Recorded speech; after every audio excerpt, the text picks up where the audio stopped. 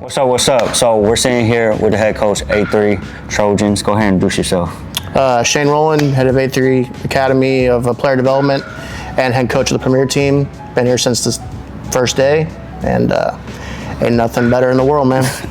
What would you say, for one, to someone who doesn't know what A3 is, because I know it's fairly young, what would you say, like, how would you describe it here? Like, what is it like from baseball to schooling, and like how the program kind of actually works?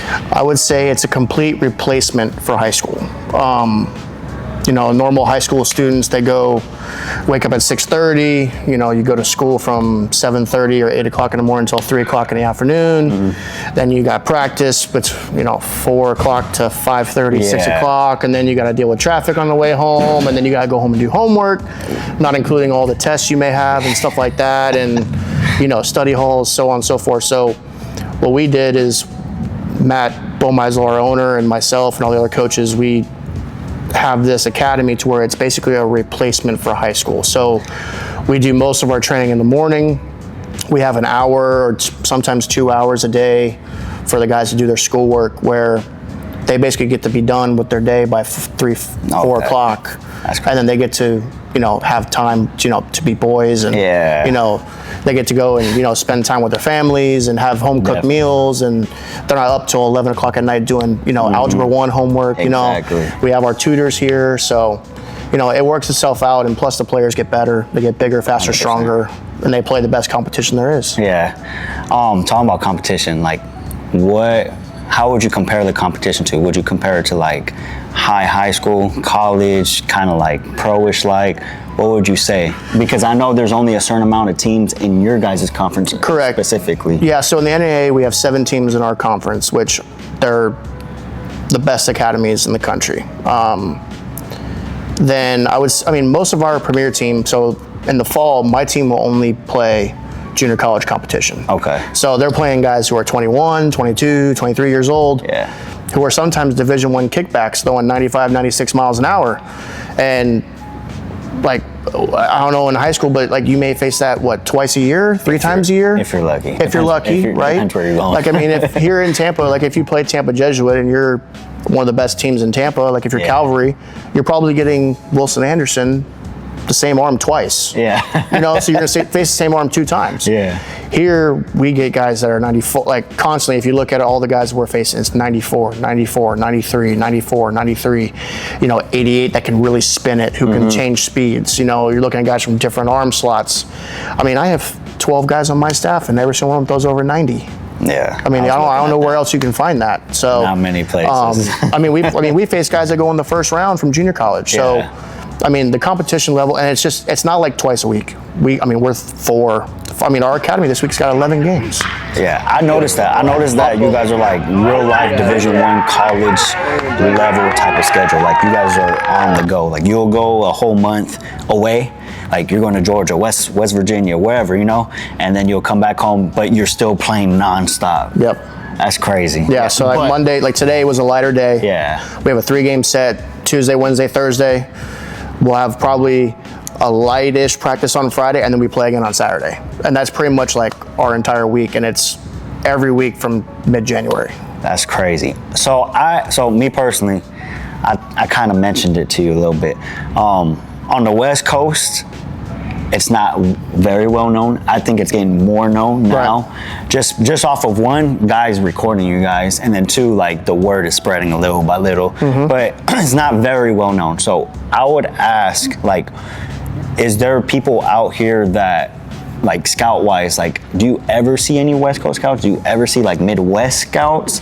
Like are those guys in the loop, or they just don't know about it, or they just don't want to recruit out here? I think it's one of those things that it's starting to explode really quickly, and I think it hasn't really gotten past like Texas yet, probably. Yeah, okay. So, and most of the time, the area guys around, they know our academy. The area guys in Georgia, they know that academy. The down south guys in Florida, they know that academy down there. Like, so a lot of the scouts are aware. They're also aware because good players play in this league. You know what I mean? So wherever the good players go, the scouts will go. 100%. I think once you get out west, I think then now it starts to become a different animal a little bit, because you're getting Like, I mean, from Texas all the way over, there's a plethora of talent, right? From Texas over, there's a plethora of talent. I think we're barely even tapped in right now. I think we haven't even barely started. Okay. So I think, I mean, once anything like this opens up in Texas, once anything like this opens up in California, which I'm praying. I mean, once anything like this opens up in Nevada or, you know, anywhere out west where the kids can get the, you know, the exposure and the competitive nature and the competition level, I mean, it's just going to make for better baseball players all the way around. I think it's kind of tough. I think California is a little tough. I see it like Arizona, Nevada, somewhere around there where like there's land. Yeah, and you could just put something but that's the hardest part here in Tampa. Like, it's hard to get land here in Tampa. That's why we have to use what we have. Like, we have a facility, obviously. We have another, you know, pitching lab facility. But like most of the time, when we're trying to find fields and rent fields, like we use Pasco, Hernando State College is our home field, and like they've been gracious to us. Like, we have a great relationship with them. We were out there this morning at 9 a.m. for practice. So, you know, it's one of those things where you have to either have a place to do it, or you have to have great relationships to be able to do it. And 100%. Once those two things kind of coincide, then you just got to go to work. Yeah, and I mean, I guess that gives them exposure too, because 100%. You got scouts going to their facility. You got D1 first rounders playing on their facility. I mean, we're facing a guy tomorrow. He's 6'8" left-handed. He's a 26 up to 94. That's crazy. Like, I mean, I don't know who else is playing that, but I mean, that's just the way it is. I don't want to be in that box. I'm good. So, all right, we're gonna go speed round real quick. All right, round. What was your favorite time ever playing baseball yourself? Like, what was your highlight? Connie Mack World Series, Farmington, New Mexico, 2 years in a row, 2008 and 2009 with the Florida Legends. What's the furthest you made it in baseball? I had a cup of coffee here and there, but probably high A. Okay. What's the best food you've had in Florida? Ooh, best food in Florida. So I used to work at a restaurant, Burn Steakhouse. Try it out. Best steak in town. Sounds good.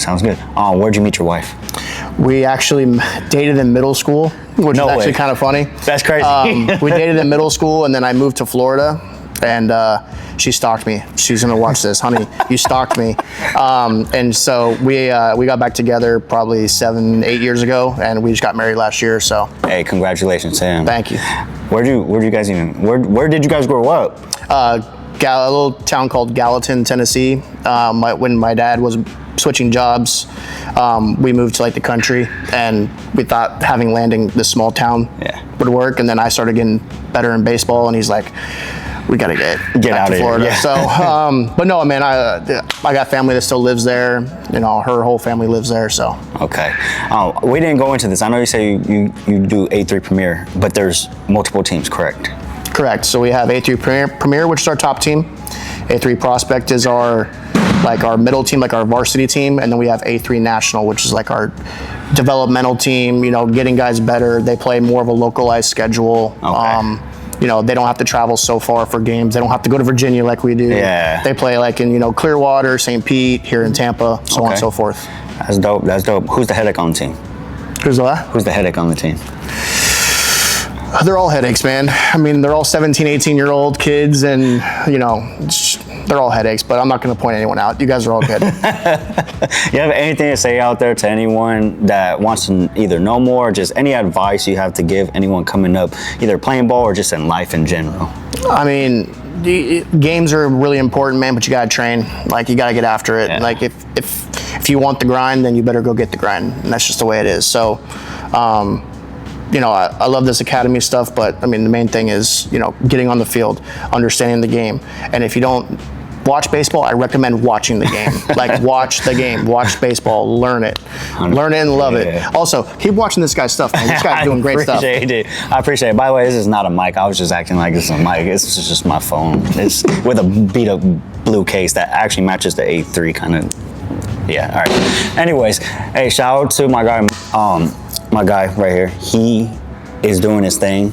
I see him out there. He's all hands on, and he went from practice at 9 a.m. to here, and I'm pretty sure he has more to do after this as well. Got scouting reports, baby. That's it. Hey, I appreciate you for letting me in here with open arms. You, Matt, the whole staff, the team, and all. I know they're probably like, who the fuck is this guy? Like, get the camera out my fucking face. But, but I'm here. Much love to them, and yeah, you guys know what to do. Like up. Much love. We're out.